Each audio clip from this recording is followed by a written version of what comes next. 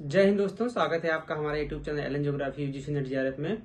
Friends, जैसा कि आप जानते हैं दिसंबर 2023 यूजीसी नेट जीआरएफ का पेपर सभी विषयों का समाप्त हो चुका है। 14 तारीख को लास्ट पेपर था, यानी 14 दिसंबर को।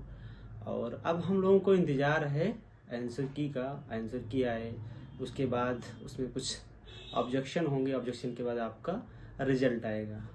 तो हम लोग वेट कर रहे हैं आंसर की का। आज लगभग देखा जाए तो 26 दिसंबर हो गए हैं, यानी 10 दिन से ज़्यादा हो गया है और अभी तक आंसर की के बारे में यूजीसी की तरफ से या एनटीए की तरफ से किसी भी प्रकार की सुगबुगाहट भी नहीं दिखाई दे रही है। जी हाँ, आज हम लोग उसी पे बात करने वाले हैं कि आपकी आंसर की कब आने वाली है। और देखा जाए तो आज जो है 10 दिन से ऊपर हो गए हैं, लेकिन आंसर की नहीं आई है। तो अगर इस पे हम बात करेंगे पिछले 2-3 रिजल्ट के, इसके पहले की, और देखा जाए कि जो आपका एग्ज़ाम हुआ है और आंसर की के बीच में जो गैप था, यानी कितने दिनों का था, उसी डेटा के आधार पे, उसके एनालिसिस के आधार पे हम कह सकते हैं कि आप जो है आपकी आंसर की कब आने वाली है। तो जैसा कि आप जानते हैं कि पेपर देने के बाद हर स्टूडेंट को एक उत्सुकता होती है कि मेरे कितने क्वेश्चन सही हुए।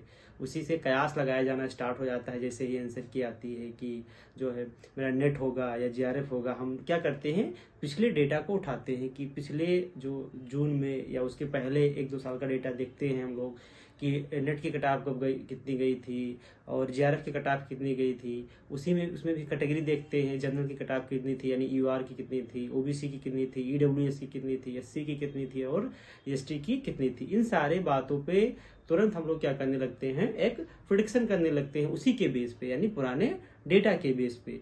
तो जो आंसर की आपकी आने वाली है, अभी तक नहीं आई है, उसको भी कहीं ना कहीं हम लोग प्रीवियस डेटा पे ही देख सकते हैं। और साथ ही साथ जो आपके पास एक सोर्स है, उस सोर्स पे हमने भी काम किया। जो आपका एनटीए की वेबसाइट पे टोल फ्री नंबर दिया होता है, तो उस पर हमने बात किया था। तो बस वो नाम मात्र का दिया हुआ है, उस पर केवल इतनी ही जानकारी दी जा रही है कि बस जल्दी ही आने वाला है।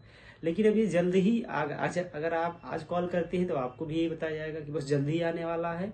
अगर आप कल कॉल करते हैं तो भी आपको यही बताया जाएगा, क्योंकि एग्जैक्ट डेट उनको भी नहीं मालूम होता है। वो लोग एज अ हेल्प के रूप में रखे जाते हैं ताकि आपकी जो क्यूरियोसिटी जो भी है उसका आंसर वो लोग आसानी से आपको दे सके। तो मैंने भी फ़ोन किया तो मुझे भी बताया गया यही कि बस जल्द ही आने वाला है। तो ये जो सोर्स है इसका बहुत बड़ा जो है रोल नहीं है। बाकी अगर हम प्रीवियस डेटा देखें कि जो आपकी एग्ज़ाम हुए हैं, लास्ट एग्ज़ाम और आपकी जो आंसर की हुई आई हुई है, तो अगर आप 2-3 साल के इस जो है ड्यूरेशन में इन दोनों का कंपैरिजन करेंगे, यानी जो लास्ट में, यानी जून में जो लास्ट में हुआ, उसके पहले जो हुआ, जो आपका लास्ट एग्जाम था और आंसर की जो आई है, उसके बीच में लगभग 15 से 20 दिनों का गैप रहा है। अभी तक का एक एवरेज मान के चलिए, कभी 15 दिन पे आई है, कभी 18 दिन पे, कभी 20, और कभी कभी तो 1-2 बार जो है लगभग 25 दिन पे भी आपकी आंसर की आई है। तो उस हिसाब से अगर देखा जाए तो आपकी आंसर की, यानी लास्ट एग्जाम आपका 14 दिसंबर को हुआ था, और उसमें अगर हम 15 डेज भी काउंट करते हैं तो आपका लगभग 29 और 30 दिसंबर हो जाता है आंसर की आने में।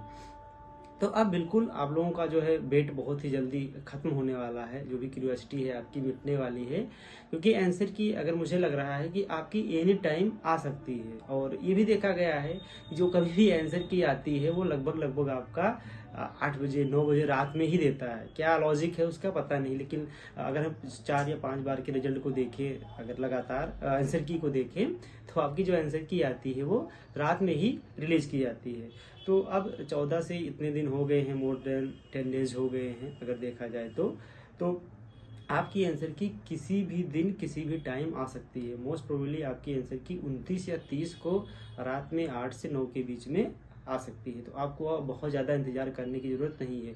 हो सकता है आंसर की आपकी ये कल भी आ जाए, आज भी आ जाए, अभी मैं वीडियो बना रहा हूँ, लेकिन अभी एक जो है रात में भी आंसर की आपकी आ सकती है। यानी अब बहुत ज़्यादा इंतजार आपको नहीं करना पड़ेगा। ज़्यादा से ज़्यादा जो, जहाँ तक मेरा अनुभव रहा है, जो डेटा अभी एनालाइज करके उसको हम अगर एक जो है कंक्लूजन पे पहुँचते हैं, तो आपकी आंसर की हमारे हिसाब से 29 या 30 बहुत हो गया तो 31। मुझे नहीं लग रहा है एनटीए जो है नया साल आते या नया साल आए उसके बाद आपका आंसर की देने के मूड में होना चाहिए। मुझे लग रहा है कि उसको जो है आंसर की पहले दे देना चाहिए, और यही होने वाला भी है, जहाँ तक मुझे मेरा अनुमान है कि आपकी आंसर की जो है 29-30 को शाम को आ सकती है। तो बहुत जल्द ही आपकी जो भी क्यूरियोसिटी है, जो भी वेट है, वो खत्म होने वाला है। तब तक आप लोग ऐसा तो है नहीं कि आंसर की के भरोसे ही बैठे हैं, इंतजार कर रहे हैं। आपके बहुत सारे एग्जाम लगे हुए हैं। कहीं ना कहीं अगर आप यूजीसी दिए हैं तो पीएचडी की तरफ बढ़ रहे होंगे। बहुत सारे यूनिवर्सिटीज़ के जो है सेंट्रल यूनिवर्सिटीज़ के पीएचडी के एडमिशन के जो के प्रारंभ हो चुके हैं। जैसे ढाका यूनिवर्सिटी में करेक्ट एंट्रेंस एग्जाम होने वाला है। सीयूटी के थ्रू जो भी जो है सेंट्रल यूनिवर्सिटीज़ का टेस्ट दिया है उनका रिजल्ट भी आ चुका है। उनका भी कहीं ना कहीं एक अनुमान तो लग ही गया होगा कि मेरा कॉल लेटर आएगा इंटरव्यू के लिए। तो आप लोग थोड़ा सा उधर तैयारी आप कर सकते हैं, ना कि आप जो है बस केवल वेट कर रहे हैं कि हमारा जो है यूजीसी के आंसर की कब आए, मैं कब देखूं, मेरा नेट होगा या जेआरएफ होगा। तो आप जो है तब तक ये सब काम अपना कर सकते हैं। आप थोड़ा सा इंटरव्यू की तैयारी कीजिए। अगर कहीं आपका इंटरव्यू लगा हो या आपको सिनॉप्सिस बनाना है तो उस पर थोड़ा सा मेहनत कीजिए, फोकस कीजिए। हम इस पर एक दिन डिटेल वीडियो लाने वाले हैं कि आपको जो है सिनॉप्सिस कैसे बनाते हैं, यानी इंटरव्यू के जो इंटरव्यू प्रपोजल होता है वो आप कैसे बनाएंगे। इंटरव्यू प्रपोजल जो आप वहाँ पर ले जाएंगे, कैसे आप टॉपिक चूज करेंगे, क्या क्या सिस्टम होता है उसमें, इन सारे जो है बातों पर मुद्दों पर हम एक दिन क्या करने वाले हैं, बात करने वाले हैं। तो आप लोग थोड़ा वेट कीजिए, बस जल्द ही आपकी आंसर की आ जाएगी। इंतजार का फल क्या होता है, मीठा होता है। अगर आपने जो है कर्म किया है, जैसे गीता में भी कहा गया है कि आप कर्म कीजिए, आपका कर्म पे अधिकार है, फल की चिंता मत कीजिए क्योंकि फल पे आपका अधिकार जो है नहीं है। आप जैसा कर्म करेंगे वैसे उसी के अकॉर्डिंग आपको फल मिलेगा। तो कहीं ना कहीं हम और आप इंतजार के अलावा कुछ नहीं कर सकते हैं। तो पेशेंस रखिए, अभी तक आपने पेशेंस रखा है तो 1-2 दिन और वेट कीजिए, आपकी आंसर की बहुत ही जल्द आने वाली है।